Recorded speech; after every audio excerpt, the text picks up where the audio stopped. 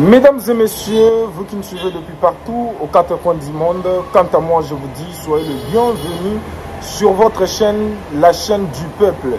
Top Info 24, la chaîne du peuple. Encore une fois de plus, soyez le bienvenu sur votre magazine Tribune des réflexions qui vous est toujours présenté par votre humble serviteur, les journalistes d'investigation, les journalistes du peuple, chef Mukwaya Jonathan. Batata ba maman bilenge bino bat bozo landanga c'est ce moment bo prêter vraiment mato ina bino attention na émission oyo bola non makele les a tout autour de moi té mais non senga na bino bo prêter vraiment attention na émission. Bozala très attentif na émission à lelo. Tribune de réflexion bato batala kanga ba bi ke eza émission na lobaka nyonso na lobaka pe nyonso te mais na pesa kabino ba point oyo ezoti ba bengi émission Tribune de réflexion na pesa kabino ba point oyo ezoti na bino bo réfléchir bo comprendre mieux tout ce qui se passe dans notre pays. Maman papa elenge yo mtozola nanga na minute ozala très attentif na émission oyo. Le vice-premier ministre ministre ya défense Jean-Pierre Bemba Azali attaqué. Jean-Pierre Bemba est attaqué par qui? Banani Batini Batouba attaqué Jean-Pierre Bemba, ministre de la Défense. Ah.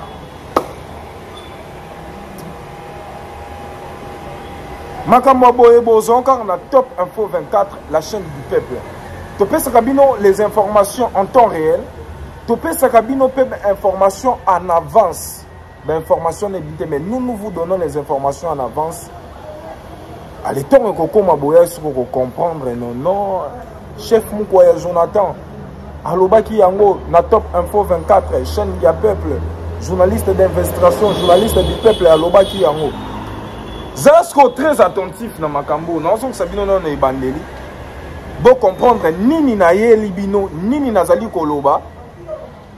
Lelo na émission, l'émission du peuple, Tribune de réflexion.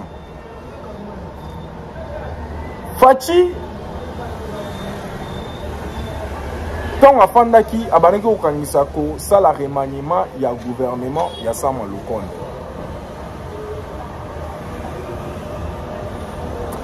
Afandi ba ministre nini bazo travailler bien to continuer bango na gouvernement Sama Lukonde. Ba ministre nini oyo bakendaki oto yeba ke ministre de transport yemo démissionnaki, il fallait lui remplacer. Et puis restez très attentifs. Il fallait aussi changer d'autres ministres. Tout comme ça, ministre va se retrouver dans le gouvernement Sama Lukonde pour mieux travailler, avancer. Jean-Pierre Bemba a commis qu'on portait soit naïe et pas bas ministre. Parmi les choix, Jean-Pierre Félix Tshisekedi, Achaki Vital Kamere, Moussa Nyamousi,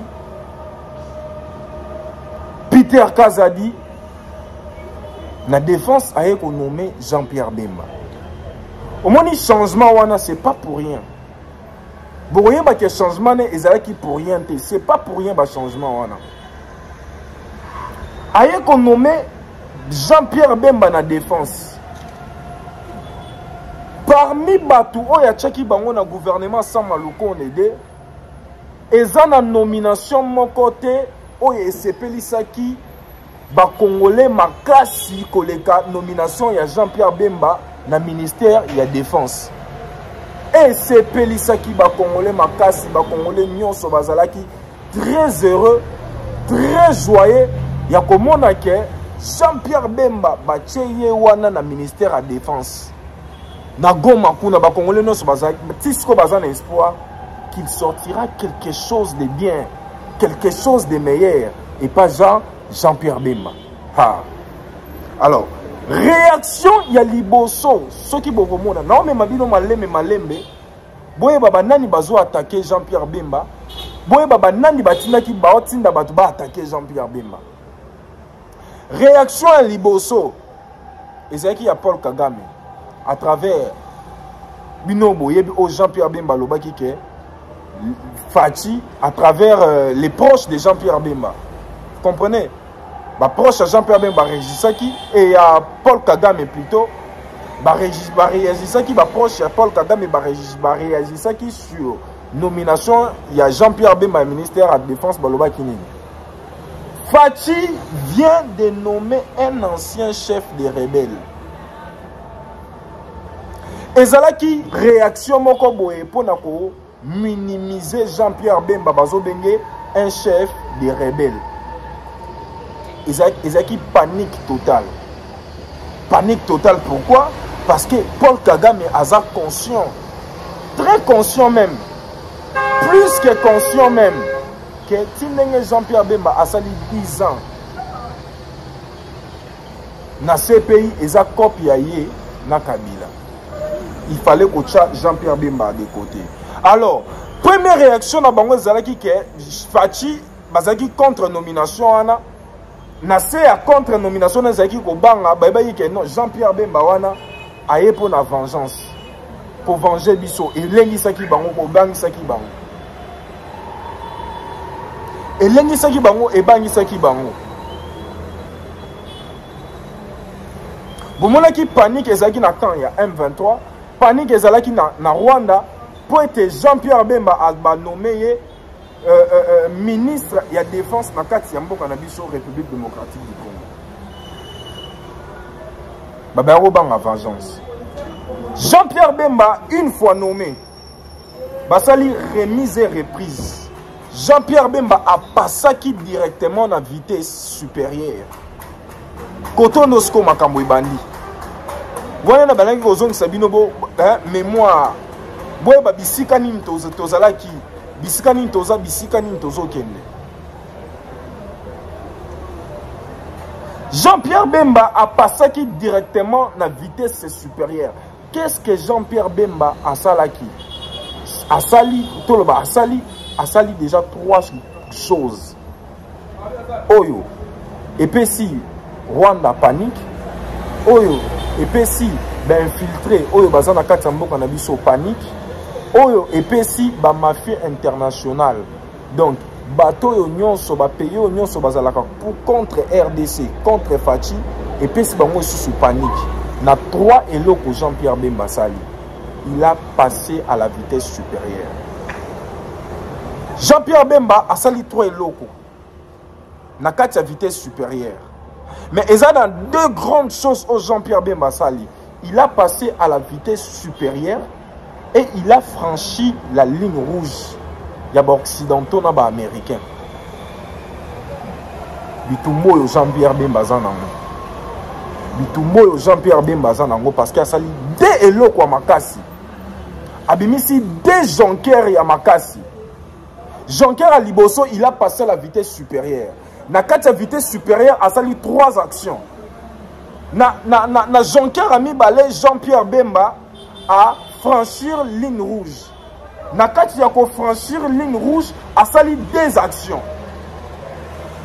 Donc, dans ensemble d'action Jean-Pierre Bemba a sali 5 actions au non-temps à l'élo.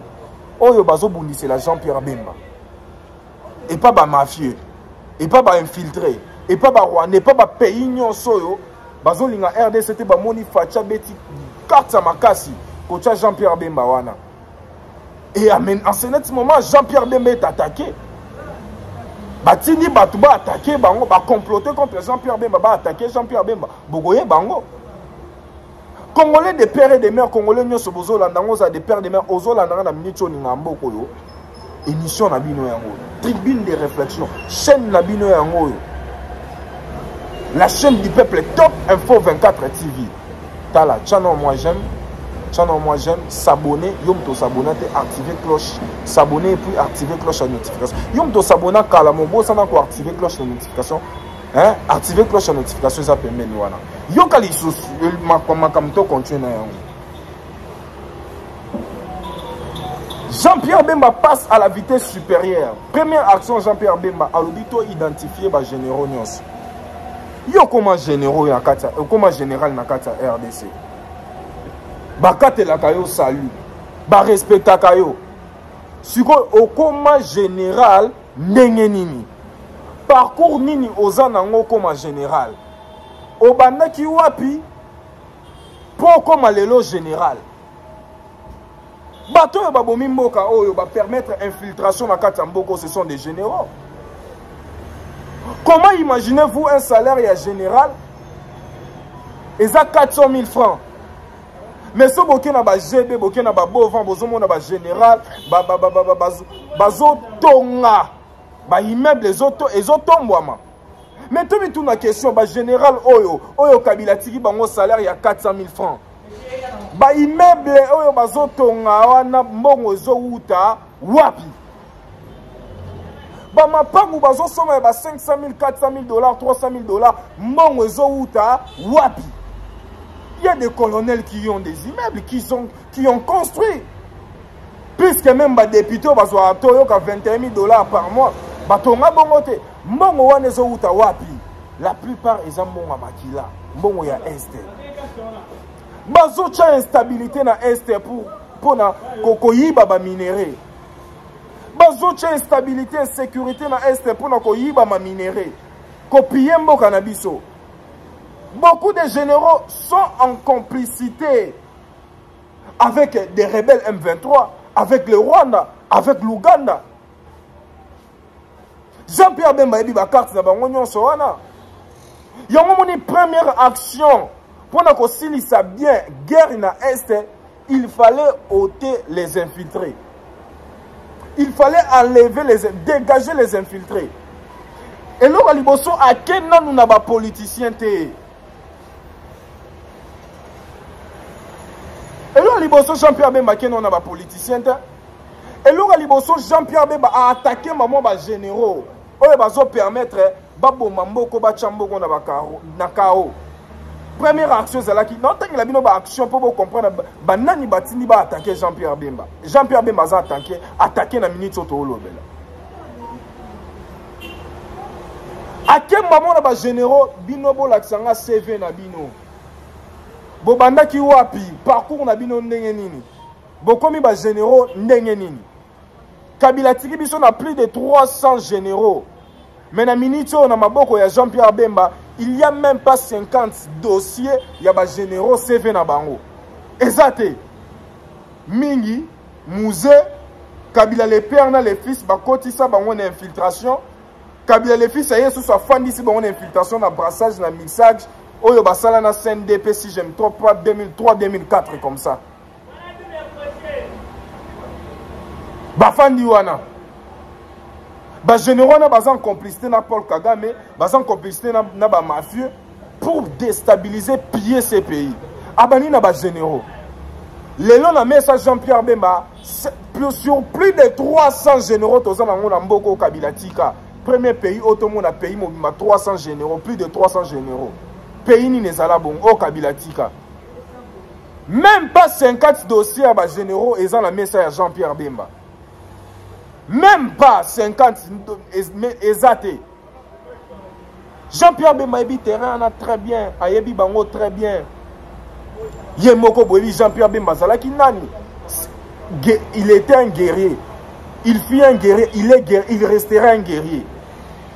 Ici quand on a ministère à défense on a vous comprenez ma camboyé côté. Je suis chef Moukoué, journaliste du peuple. J'ai fait mon travail pour les. Je suis jeune.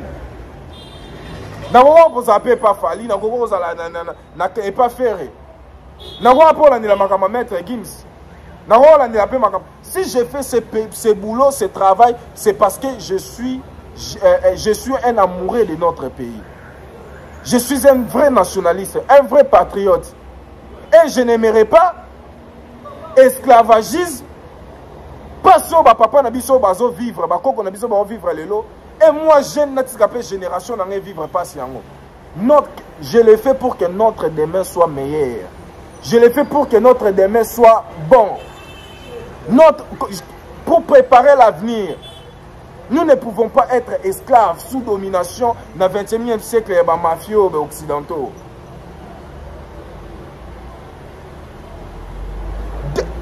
Attache générale mon côté ailleurs, c'est Ekokata 50 général de dossier na bango. Deuxième action, il y a Jean-Pierre Bemba a convoqué réunion na Goma. Place attaque et bandi qu'on s'est préparé. Aebisi ba ministre nyonso ya défense ya ba pays EAC. Aebisi bango boye. Makamba EAC nazo comprendre ngote nazo mona ngo flou.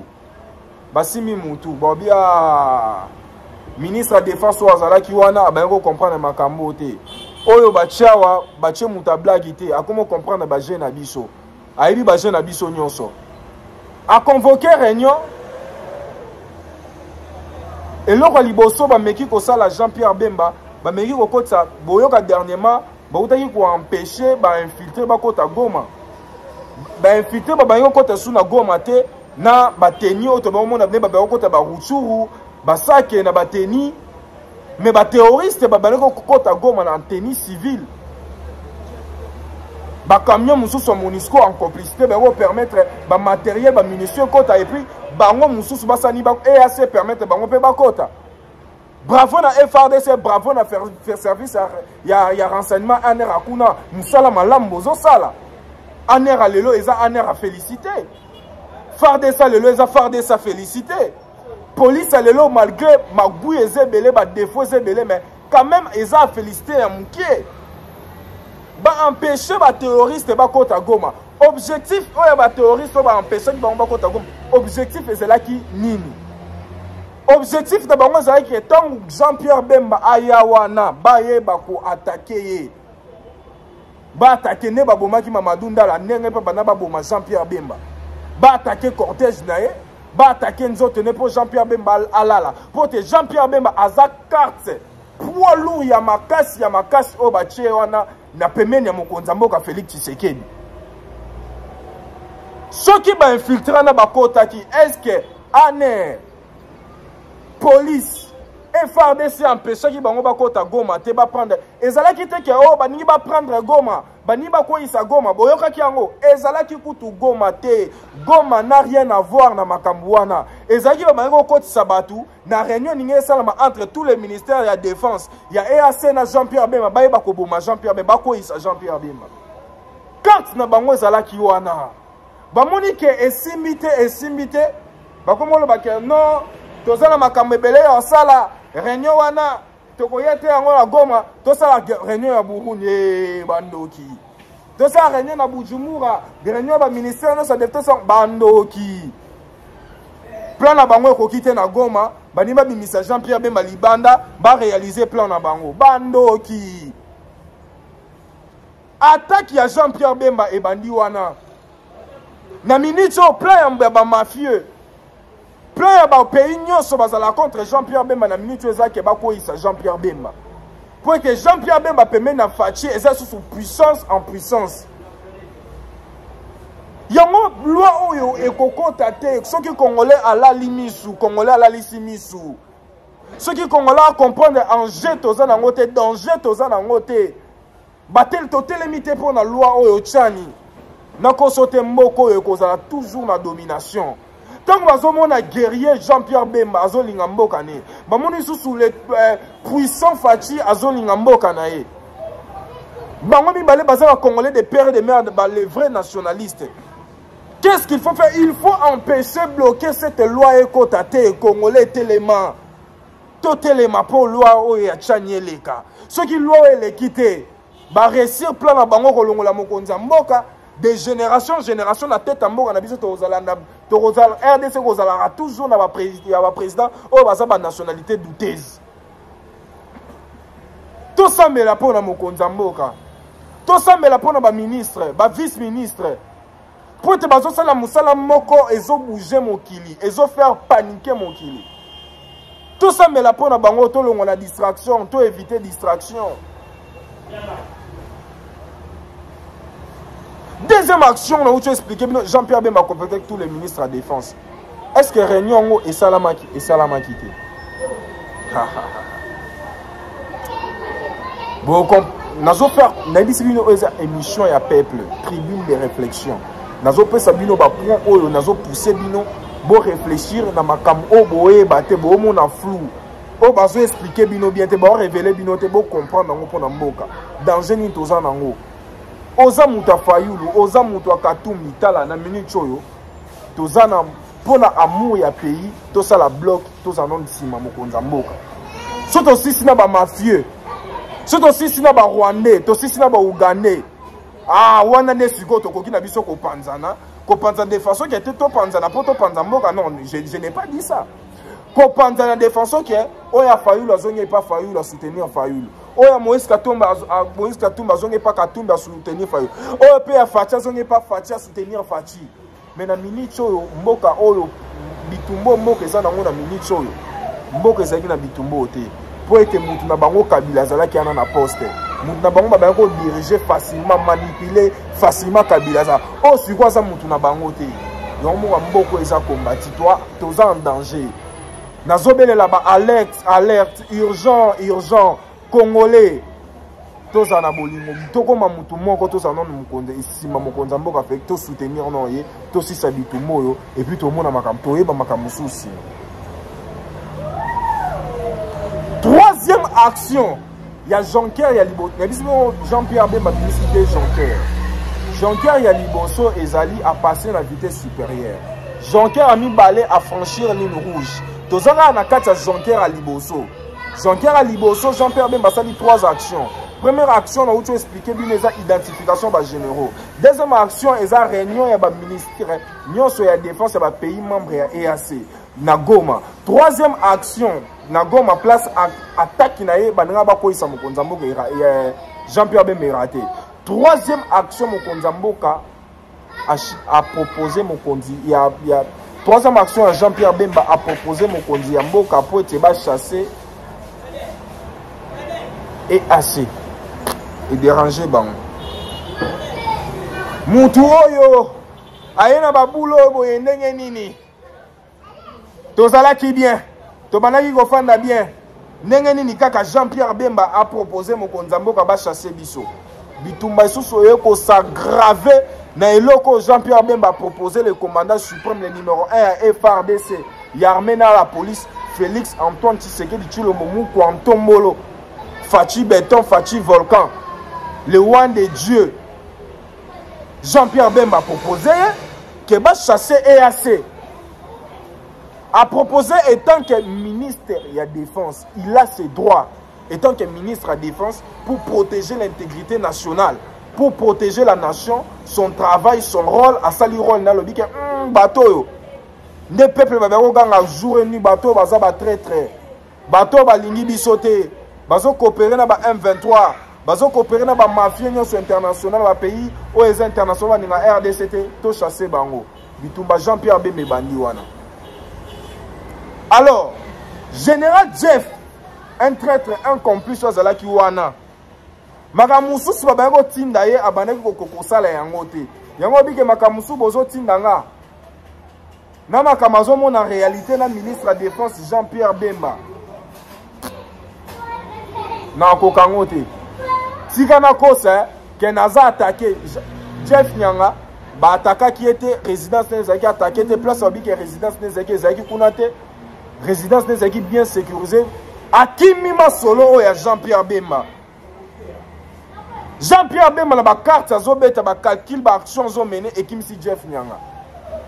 Le lorsque yo carte ezali mokonzambo Jean-Pierre Bemba a proposé mokonzamboka que ministre ya défense EAC ana elongwa. L'armée congolaise est capable ya kosisa guerre wana zomona na est. Tokoti jusqu'au deuxième Jonker. Pourquoi Jean-Pierre Bemba a pesi FRDC confiance totale? Avec FRDC aussi sa bitumba oyo. Pourquoi Jean-Pierre Bemba a pesi FRDC confiance totale? Jean-Pierre Bemba, il fallait, étant que ministre de la Défense, il fallait passer, à franchir ligne rouge. Au deuxième Jonker, Jean-Pierre Bemba ici. Pour franchir ligne rouge. Est-ce que vous comprenez? À franchir ligne rouge. Vous comprenez? À franchir ligne rouge. Nakati ya ligne rouge. N'a quoi expliquer bino nakati ya ligne rouge. Étant que ministre de la Défense, Jean-Pierre Bemba propose à Fachi de coopérer avec la Chine et la Russie parce que la France Royaume-Uni, ba pays nyonso mokonzi mboka tamboli, il n'y aura pas quelque chose de bon au Ekobimawana, quelque chose de meilleur.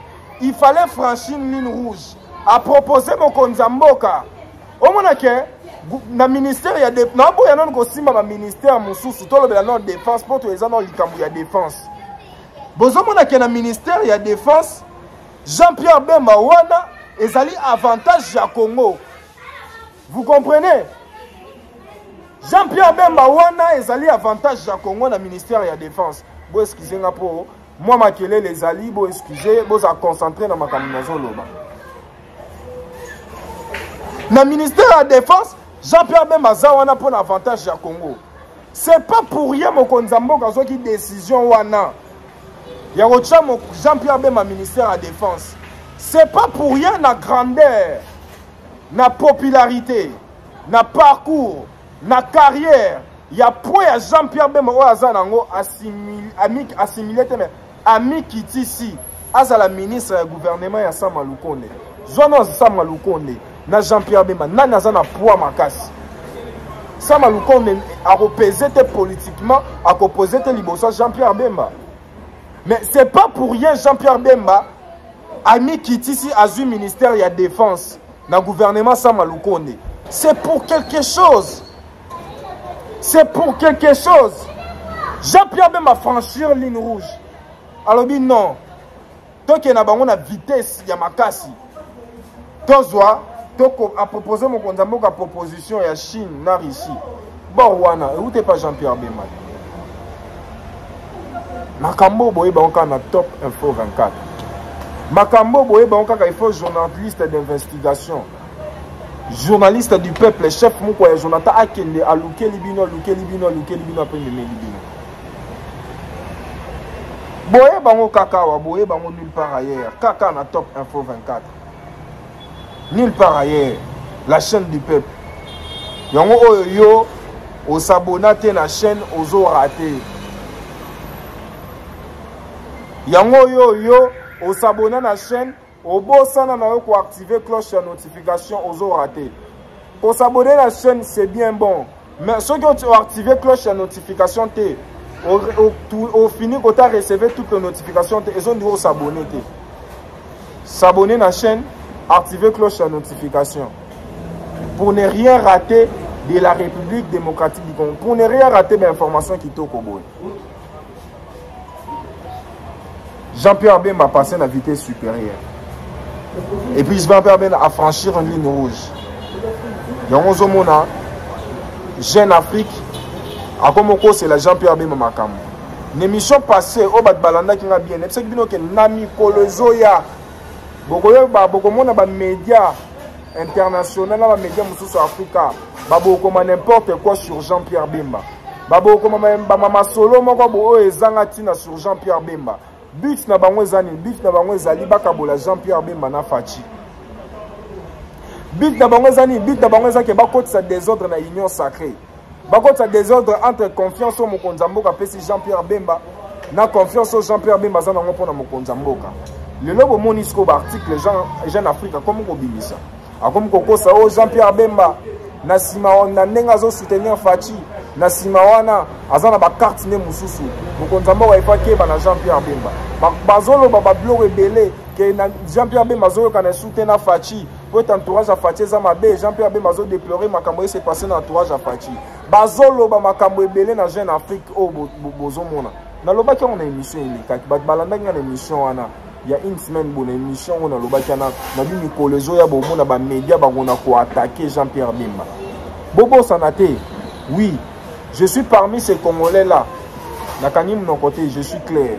Nabi que honorable Vital Kamera landakanga batobela MNC balandakanga. Je suis parmi ces Congolais et on a oyasangaki tout le monde a clair dans dossier 100 jours. Je suis parmi ces Congolais là. Mais eloko etindaki va maltraiter Vital Kamera, va pousser Vital Kamera en prison sans pour autant avoir des preuves. Tout ce qu'on va preuve à la rater. Tout ce qu'on va preuve à la rater. Bah mon arabe preuve te. Bah tolobaka na mon ba preuve exacte. Bato ba pour ça qui makama Vital Kamera comme un média international.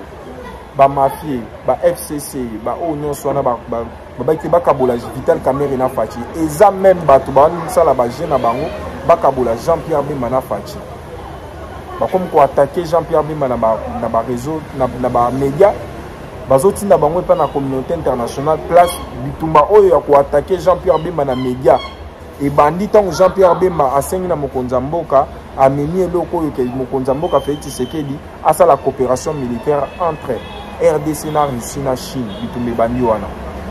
Mes très chers frères et sœurs, makamoza eze ya rebelle na bapesa ka 30 minutes TV zangonga oyo za posa to kota sous la profondeur ya makambo oyo komela na WhatsApp non na WhatsApp ezana to solo yo posa la ba information tinela na WhatsApp yo posa posa soutenir chaîne na 1 euro 2 euros na mbongo nyonso za nango koma pe numéro eza wana e kosala bien s'abonner na chaîne pour émission zoya na yei la bino susu ba révélation to continue la révélation ko ngongesili s'abonner na chaîne kosuka kana ko s'abonner activer cloche de notification aimer l'émission partager l'émission c'était votre humble serviteur la chaîne du peuple Top Info 24 TV c'était votre humble serviteur chef Mukoya Jonathan on se retrouve au prochain numéro merci beaucoup bye bye.